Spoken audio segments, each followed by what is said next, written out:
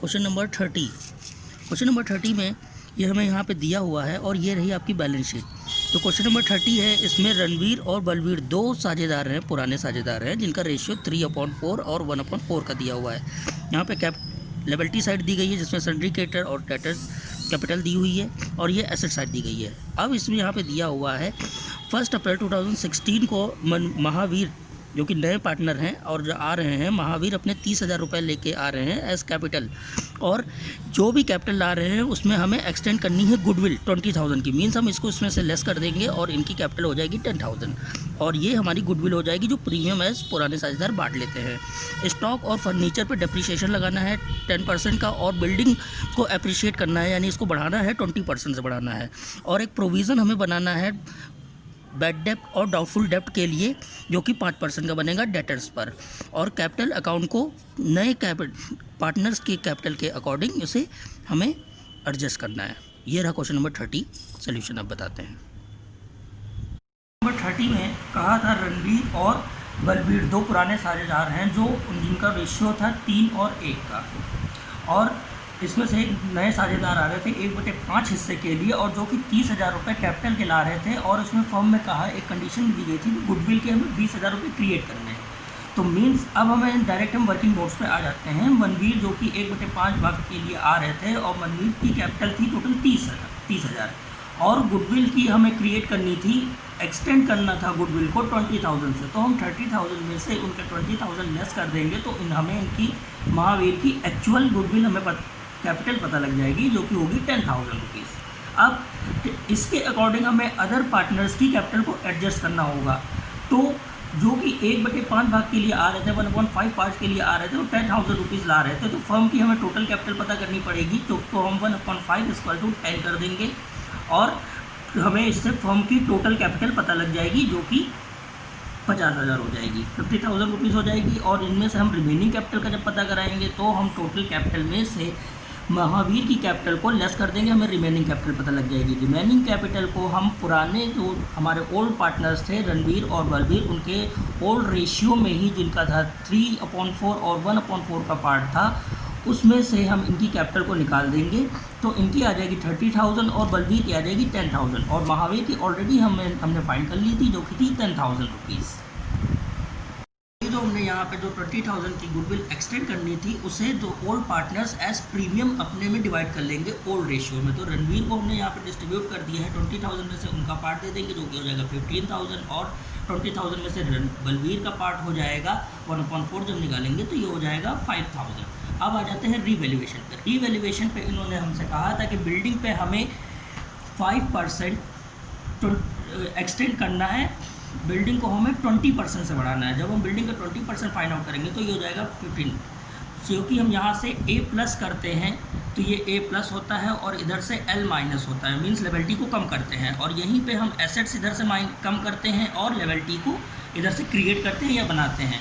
और स्टॉक पे कहा गया था हमें 10% कम करने के लिए, जो कि हमने कम कर दिया है। और फर्नीचर पे हमें से कहा गया था 10% कम करने के लिए, ये हमने फर्नीचर पे कम कर दिया है। डेटर्स पे हमें प्रोविज़न फॉर बैड डेप्ट क्रिएट करने के लिए कहा गया था 5%, जो कि हमें पे यहाँ पे दिए हुए थे 1600 का, जब हमने 5% निकाला तो यहाँ पे हो गया 800।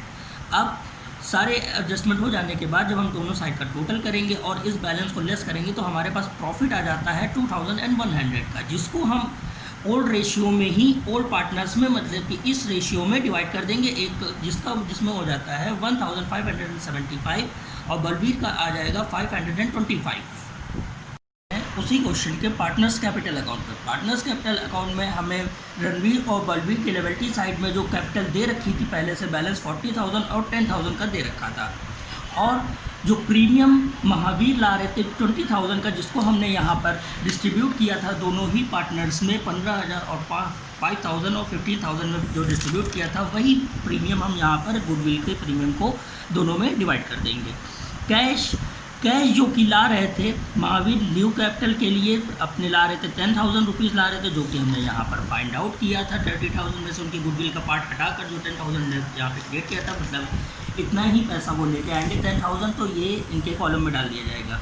रीवैल्यूएशन में जैसा कि हमें पहले इस रीवैल्यूएशन में यहाँ पर प्रॉफिट हुआ था जो कि कैपिटल को हमारे इंक्रीज़ करता है, यही रीवैल्यूएशन हमारा यहाँ पर आ जाएगा और प्रॉफिट को इंक्रीज़ करेगा 1,575 से और 525 से।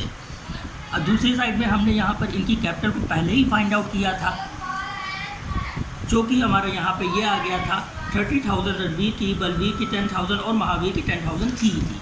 वही कैपिटल हम यहाँ पर निकाल देंगे और दोनों को जब हम बैलेंस करेंगे तो ये कैश आ जाएगी, जो कि इनकी रणवीर की हो जाएगी 26,575 और बलवीर की हो जाएगी 5,525, जो इस कैपिटल को यहाँ पर हमने कैश किया है, क्योंकि ये पैसा ये लोग फॉर्म से निकाल के ले जाएंगे, करंट अकाउंट में नहीं जाएगा। इट मीन्स वो ये पैसा फॉर्म में नहीं रहने वाला है, ये पैसा दोनों ही पार्टनर्स अपना निकाल कर ले जाएंगे, इसलिए यहाँ पर कैश अकाउंट डाला गया है। अब पार्टनर्स कैपिटल अकाउंट के बाद आ जाते हैं कैश अकाउंट पे। कैश अकाउंट में हमें पहले से बैलेंस दे रखा था 22,500 का, और महावीर अपनी गुडविल के ला रहे थे 10,000, गुडविल के नहीं कैपिटल के ला रहे थे 10,000 और गुडविल के ला रहे थे 20,000, और कोई पैसा नहीं आ रहा था, और लेकिन यहाँ से पैसा निकाला जा रहा था, जैसे कि हमने यहाँ पे कैपिटल अकाउंट में देखा था कि ये पैसा और ये पैसा दोनों ही पार्टनर निकाल कर ले जाएंगे, तो यही पैसा हम इसमें से लेस करेंगे, जो कि रणवीर का हो रहा था 26,575 और बलवीर का हो रहा था 5,525। फिर इसके बैलेंस में से इन दोनों की अमाउंट को जब हम लेस कर देते हैं तो हमारे पास जो बैलेंस बचता है वो हो जाता है 20,400, जो कि हमारा जाएगा बैलेंस शीट में। कैश अकाउंट के बाद आ जाता है बैलेंस शीट। बैलेंस शीट में अब आ जाते हैं लिएबिलिटी अमाउंट, एसेट्स अमाउंट। जैसे कि यहाँ पे लिखा हुआ है कैश एट बैंक। सबसे पहले हम कैश एट बैंक का बैलेंस उतारते हैं, जो हमने यहाँ पर पहले ही फाइंड आउट किया था 20,400। यही हमारा कैश एट बैंक में या कैश में या बैंक में कोई जो भी वर्ड दिया गया होगा उसमें हम यहाँ पे ट्रांसफ़र कर देंगे।